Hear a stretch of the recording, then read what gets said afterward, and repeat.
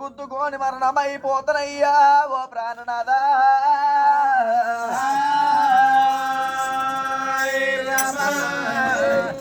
సత్తనన్నమాట నీ నోటికి ఎట్లా వచ్చనే బామా ఓ దేవి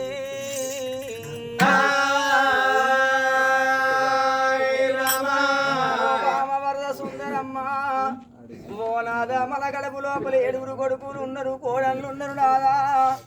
ఇన్ని రోజులు కోడళ్ళను బిడ్డలనుకున్నా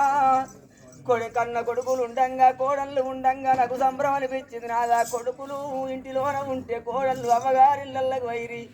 ఓ నాదా మన ఇంటిలోన ఆడివిల్ల లేదు నాదా ఆడివిల్ల పొలము కావాలి ఆనాడు భగవంతుడు బలం ఇచ్చిన సంగమయ్యా ఏమన్నాడు 7 కొడుకుల్ని ఇచ్చిందే బిడ్డ 7 కొడుకులతోటి కోడళ్ళతోటి బుద్ధులు భ్రమలు తీరన్నాడు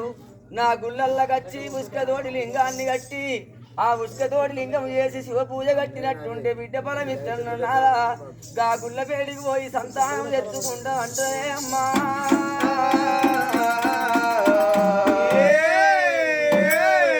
బామా యొక్క గుళ్ళ పేడికి పోయి బిడ్డ ఫలము తెచ్చుకుందామంటున్నా దేశానిగా నాడు దినము నాడు శివ సంగమయ్యా ఎక్కడున్నవయ్యా నాడు మారు వేషము లోపలచ్చి భగవంతుడు అనేవాడు ఏ విధంగా తెలియదు బాలసంఖ్య రూపాలు రావచ్చు బపులి వేషాలు రావచ్చు గంగెత్తుల అవతారం రావచ్చు ఒక పక్కీరి వేషం రావచ్చు భగవంతుడు వచ్చే రూపం ఏ మానవుడు గుర్తుపట్టలేడయ్యా అయినా పర్వాలేదేవి ఇందల్ల బంగారం అంత తీసి బండల్లో పోసి బండికి బారెట్లు కట్టి తెరుసులు పెట్టి బంగారు గుళ్ళు కట్టుకొని ఆనాడు పాడబడ్డ గుళ్ళగాడికి పోయి అదే ఉసుకతో లింగాన్ని వేసి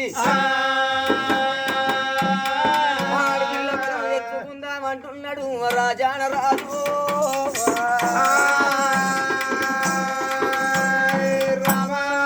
వరదసుందరదేవి ఆనాడు కొడుకుల గురించి ఎక్కడైతే పూజలు చేసినావో గుళ్ళ పెట్టి గోవాలి ఉసుకతో లింగం చేసి లింగాలు తీసుకుపోయి శివుని గుళ్ళల్లో పెట్టి ఆ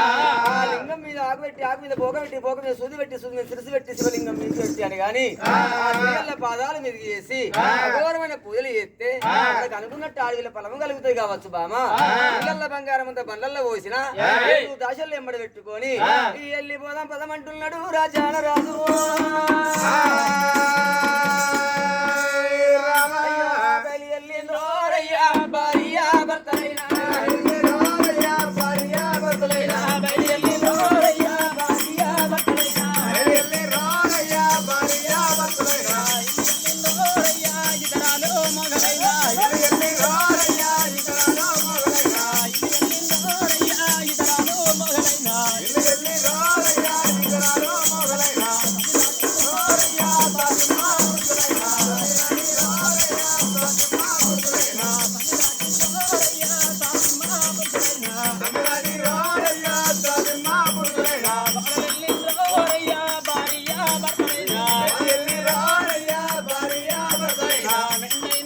Bye.